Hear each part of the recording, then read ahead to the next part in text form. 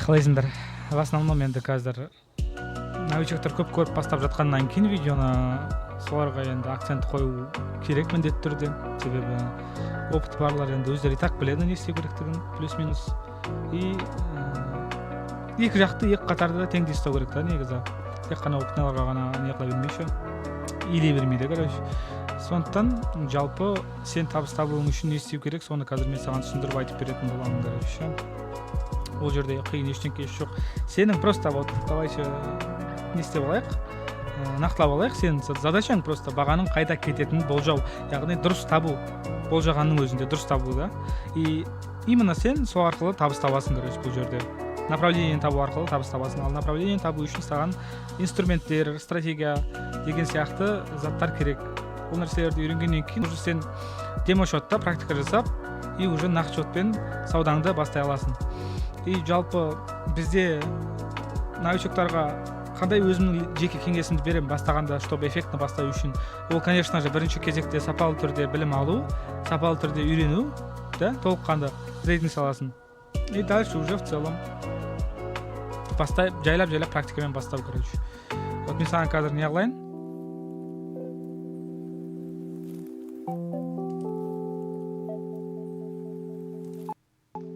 YouTube.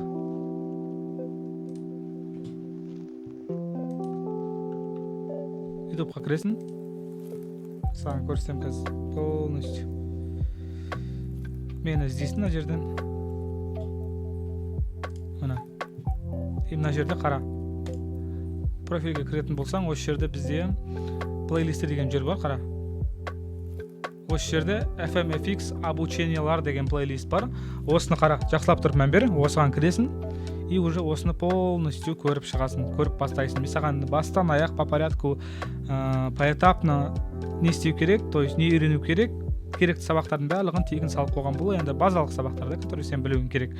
Мен басынан қолданатын инструменттер деген секілді ше, осы торговля жасаған кезде, трейд жасаған кезде ше. Но бірақ енді бұл сен үйренуің керек нәрсенің барлығы емес та. Ну, плюс-минус, короче, ақ-қара назар алатындай деңгейге жете аласың осы сабақтардан кейін. Ішіне кіресің. Осылай міне бірден бастап, осылай төменге қарай түсіп, полностью қарап шығасың, хорошо? Вот. Осылай. И потом уже дальше керек нәрсенің барлығы сенде описаниеде бар. Міне отзывтар деген жерде бізде в целом біздің командаға қосылған адамдардың жайда мен өзім результатқа шығарған, яғни результатқа жеткізген адамдардың отзывтары болады. Сол каналдың ішінде салып тұратын боламын периодически өзім жұмыс жасаған сайын. Одан бөлек міне жеке сұрақ командаға кіру деген жерде сен менің жекеме өзіңнің сұрақтарыңды қойып, командаға қосылу бойынша сұрақтарыңды жазсаң болады. Одан бөлек кез келгенде сұрақтарыңды қоя берсең болады. Мына жақта бізде 3 сілтеме тұр. Осы үшеуінің біреуінің кез келгеніне кіріп, сен брокерге біздің сауда сайтын тіркеле аласың. Вот. И потом уже дальше сенде автоматом промокод жазылып тұратын болады. Егер де жазылып тұрған жоқ болса, онда промокодты менен алсаң болады. Егер де қазір тіркелетін болсаң, мен саған тегін промокод бере аламын. Оның пайдасы не деп сұрайтын болсаң, депозитті салар кезде сен депозиттің үстіне прибавка қосып береді. Яғни $500 салатын болсаң, то есть $1000 есептей берейікші, давайте $1000 салатын болсаң, сенде 60% промокод менде, допустим, бар, или 50% бар. Пока что 60%-пен айтсақ, саған, яғни $1000 үстіне бізде $600 қосып береді. Яғни сен $600 артығымен торговля жасай аласың. То есть артығымен өзің депозитіңе ақша қосып, сол жалпы общий депозитпен торговля жасай аласың да. И сол общий депозитті сен өте үлкен биіктікке, то есть көтере аласың. Яғни сен мысалға арнайы бір процентке сделка ашқан кезде, сенде уже как и раньше, и как стандартно сенде 10% ашсаң $100 ашылмайды, сенде $160 ашылады да, сен дополнительно табыс табасың, короче. И одан бөлек ол бонусты қолданғаннан кейін өзің сол условиялары бар, оны сен сол толтыратын жерде танысып шықсан болады. Ақшаңды любой уақытта шығара бересің, просто ана жерде сен бонусың күйіп кетеді да, шотыңнан то есть сызылып алынады, короче. Но в основном бонустың негізі пайдасы өте көп. Шотыңды сенің жақсы көтеруге, тез көтеруге және де сенің шотыңа общий, то есть общая масса қосып тұрады ғой. Удобно, да? Особенно новичок болсаң, короче. Ну, оны қолданбай ақ қойсаң да болады, просто бастай берсең де болады, короче. В основном қиын ештеңе жоқ. Максимальный трейдингтің оңай түрі бұл. Сенде купить, продать, жоғары төмен. И мына удобный уақыт, кез келген уақыт. Бұл уақытты өзің қалауыңа сәйкес қоя аласың, да? И мына өзің механически орната аласың. Мына жақта сенде таймфреймдер бар, дайын, короче, шаблондар. Одан бөлек мына бізде мына кез келген соммаға сделка аша аласың. Сол арқылы сен, финансово грамотно есептеп, өзіңнің келесі сделкаңды или мартингейл деген сияқты стратегияларды қолдансаң болады, яғни өзің депозитін тез көтеруге сондай әрекеттер істесең болады. Или өзіңе арнайы сол бір сумманы енгізіп, есеп жүргізуге и в общем план құруға өте жақсы, удобно. Мысалға мен $12 сделка ашсам болады, допустим, мына жақта менде 88% деп көрсетіп тұр. Бұл бізде выплата, вознаграждение, астыңғы жағында бізде общая сумма беріп тұр. Осы сумманы 12-ден алып тастайтын болсаң, бізде таза пайдамыз шығады, яғни бір сделкадан табатын. Но это не важно. Особо. Пока что новичок кезде. Тағы не бар? Мына жақта бізде таймфреймдер бар. Бұл тоже механический. Өзің, кез келгеніне қойып, ауыстыра берсең болады. Өзіңе удобный уақытта бұл жерде бірақ бір минусы сол мынау сияқты механический уақыт таңдай алмайсың да, бұл жерде нақты, интервалмен жұмыс жасайсың. Потому что полная система так продумана, да? Но в целом енді осылардың өзі сен үшін разнообразие. Яғни мысалы 5 секундпен, 10 секундпен, 15 секундпен, 30 секундпен, 1 минутпен, 2 минут, 3 минут, 4 минут, 4 минут жоқ, конечно, 5 минутпен мысалға сен кәдімгідей анализ жасап, практика жасап, сделкалар аша аласың, Но в основном мен өзім қолданатын, конечно, уақыттар ол 1 минуттан бері қарай, төмен қарай, И мына жақта тоже самое, 1 минуттан төмен қарай уақыттарға қолданамын. 1 минуттан 30, 15, 3 секунд деген сияқты уақыттарға сделка ашамын в целом. Мына жақта сенде полный валютная паралардың списоктары бар. Бұл жерден сен өзіңе керекті кез келген параны таңдап, и соған ішіне былай кіріп, и анализ жасап, талдай аласың. И сол арқылы кез келгеннің ішіне кіріп, сделкаңды ашып, табысын таба берсең болады. Криптовалюта деген жерде тоже самое. Бізде жақсы проценттер соңғы уақытта беріп жатыр екен негізі, но в основном негізі криптовалютамен әлі особо қатты торговля істемеген. Но енді видеолардың ішінен торговля істеген, трейд жасаған, возможно, көріп қалулары мүмкін. Мен бұны бір-екі рет істеп көргем. Жақсы қозғалады криптовалюта, но валютаға жетпейді. Мен өзім қозғалысымды, то есть өзімнің стратегия любой жақта істей береді, но просто үйреніп қалғам да валютамен торговляға, конечно же. Сенде неше түрлі нелер бар мұны? Қолдануға, сделка ашуға инструменттер бар. Солардың кез келгенмен қолданып, сен өзің ыңғайыңа қарап істей берсең болады торговля. Қара, мына жақта бізде расписание деген бар. Расписаниеда сенде қай валютная паралар, қай бізде активтер круглосуточно жұмыс жасайды, соны көре аласың. И бізде өздерің көріп тұрғанда ағымдағы көрсетіліп тұрған валюталардың барлығы тәулігіне 24/7 жұмыс жасайды. Бұл бізде нені білдіреді? Бұл валютная параларда кез келген уақытта түнгі 4-те, таңғы 5-те, обедке 3-те, обедке 2-те, кешкі 7-те, любой уақытта абсолютно сен трейд жасап табыс таба аласың деген сөз. В целом саған керек нәрсе, сен основной қолданатын нәрсе ол анализ жасау. То есть анализ жасап сделка ашу. Ал сол анализ жасауға именно сенің основной, сол зейін қоюың керек тақырыптың бірі да. И вот сол үшін сен сапалы түрде үйрену керексің. Мен саған сапалы түрде үйренудің бастамасын осы жерден бізде плейлисттен баста деп бекерден бекер айтқан жоқпын ғой. Қара, 18 видео сен үшін тегін түсіріп қойғаным, базалық ақпараттар сен білуің керек, нәрсенің барлығы ол жерде тұр. Сондықтан да новичок болсаң, осы айтқан заттарды жасап, уже в целом жайлап опыт алып үйрене берсең болады. Жайды әр шыққан видеоны біздің үзбей көріп отыратын болсаң, сөз сен пайдалы опыт аласың. Және де үйренесің трейдинг саласын толыққанды. И Алла қаласа мен секілді өзің қаржылық еркіндікке шығып, емін-еркін сауда жасап, кез келген уақытта өзіңнің табысыңды шығарып отыра аласың. Өзіңе өзің қожайын болып, ешкімге тәуелді болмай, кез келген уақытта кіріп, кез келген уақытта шығып, өзің қалағандай соманы тауып, патологы жоқ карьерный өссең болады. Осы бізде трейдинг сферасы. Әрине, сенің жолыңның бойында қиындықтар кездесуі мүмкін, минустар болуы мүмкін. Конечно, ол отборочный этап та, сенің слабыйсың ба, слабый емессің ба, сол нәрсені фильтрация жасайтын нәрсе. И ол нәрсесіз трейдинг емес. Кез келген істе өзінің тәуекелі бар, өзінің минусы бар, плюсы бар.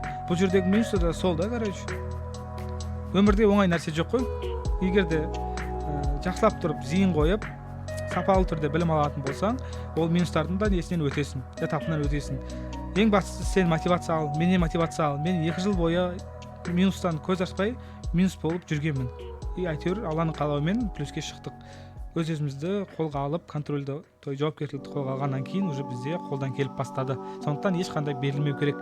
Сен де қазір мысалы мүмкін қазір қиын жағдайлар, қиын кезеңдер болуы мүмкін, сонда бірақ мойныңды түсірме. 1-2 сәтсіздікке егерде беріле салатын болсаң, онда сен әлсіз адамсың.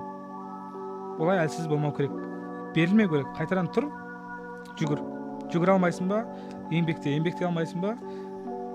Домала, сырғана. Өмір сол.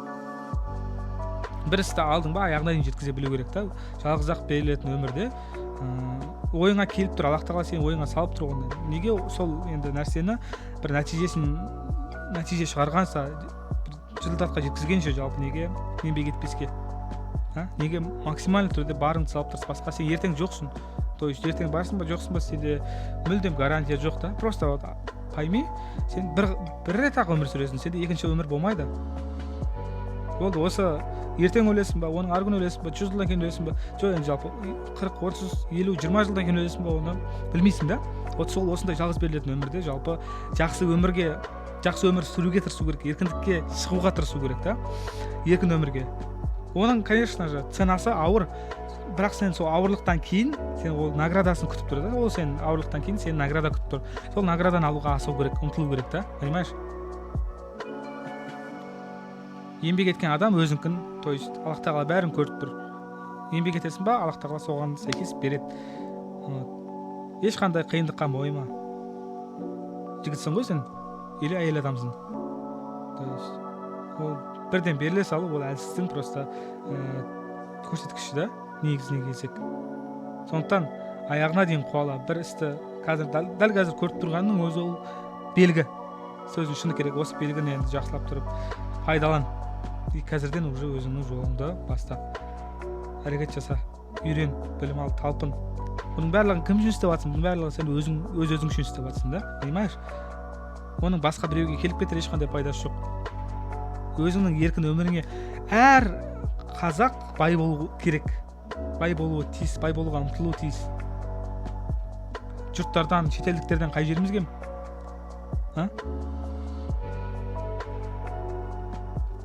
Неше түрлі елдер, Сингапур, Малайзия, бүкіл елдерден осылай торговля жасап, мысалы адамдар қаржылай еркіндікке шығып жатыр да.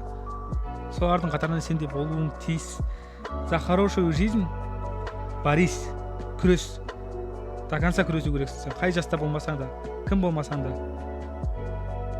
Егер де бір орында қалып кетсең, это печальная ситуация, да? То есть кеудеңнен жаның шыққанса, сен жақсы өмір сүруге тырысуың керексің. Ешқандай адамды тыңдамай, осы сөзге жалпы мән берші. Барлығымыз жақсы өмір сүруге лайықпыз. Барлығымыз жақсы көлік, жаңа көлік мінуге лайықпыз. Жақсы киім киюге лайықпыз. Үйдегілерді, отбасымызды, жан-жақтағыларымызды жалпы қуантуға лайықтымыз. Бірінші кезекте өзімізді қуантуға лайықтымыз. Өз-өзімізді бақытты қылуға лайықтымыз. Сол бақытты қазірден бастамасақ болмайды. Понимаешь? Осындай енді терең сөзден кейін жалпы әрекет жасап, қадам жасап бастамасаң енді мен білмеймін енді. Просто түсіну керек, сен қазір просто қай жастасың, то есть қанша жыл өмірің қалды білмейсің ғой. Сенде алдыңда неизвестность тұр да, короче.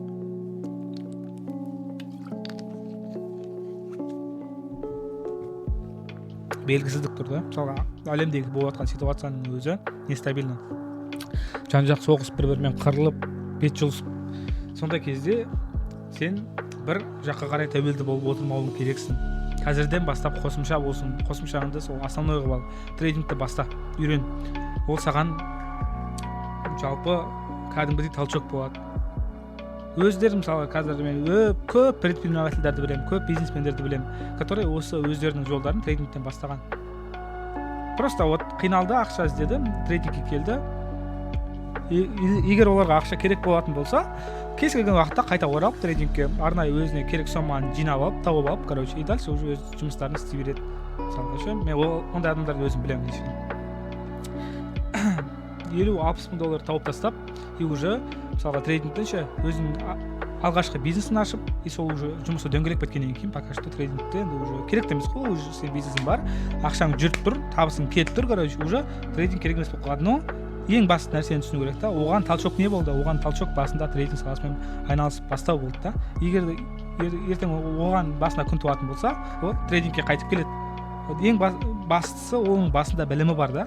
и ол қайттан сол 50-60 доллар таба алады, потому что өзіне сенімді и басында білімі бар, сапалы білімі бар. Бірақ қара енді қазір ол еркіндікте жүр. Мысалы нақты адам бизнесін жүргізіп жатыр, дөңгелетіп жатыр. Трейдингке шыны керек уақыты жоқ. Қазір уже тек қана бизнестің темасы, шаруасы, яғни бір кішігірім кәсіптің нелерімен жүр да, короче. Оның өзінде мысалға бизнеста, трейдингта жалпы еркіндікке шығу үшін адам ашады, қолданады, жұмыс жасайды сол жерде. Мысалға кәсіп жүріп тұрған кезде оған күндіз-түн ақша түсіп тұрады да, и уже қалаған жеріне барып, ел көріп, жер көріп, шетел көріп, жақындарын қуады, солай өмір сүреді. Кәдімгідей ол жетістікке жету үшін ол адам кәдімгідей қиналған, көтін жыртып жұмыс жасаған, ұйқысыз түндермен талай қадалған, талай минус болған, но в целом результат сол да, понимаешь? Сондықтан да жалпы қазірден кім болмасаң да трейдингті бастауға міндеттісің. Сенің бастапқы ол просто скачогың болу керек та, понимаешь? Ары қарай уже не істейтінді өзің білесің да. Бірінші сол баста, арнайы сомаға жеткіз, и потом уже бизнес ашасың ба, қосымша квартира алып тастап, солардан ақша алып отырасың ба. Енді ол полностью сен өзіңнің еркіңде да, но трейдинг сенің бастамаң болу керек та. Сен қазір новичок болсаң, негізі осы саланы бекерден бекер таңдаған жоқсың. Яғни осы видеоға бекерден бекер жоққан жоқсың. Бұл сен үшін белгі, и сен уже қазірден бастап көзіңді жыртып жұмыс жасау керексің. Вообще мүлдем берілмей. Алда жаз келе жатыр, көктем уже қазір. Нәтижеге жетіп, бір шетелге шықпайсың ба? Отбасыңды қуантпайсың ба? Оның барлығын прекрасно өзің білесің, саған айтатын менің жөнім емес. Менің жөнім саған просто үйрету, көрсету, түсіндіру. Ал енді сол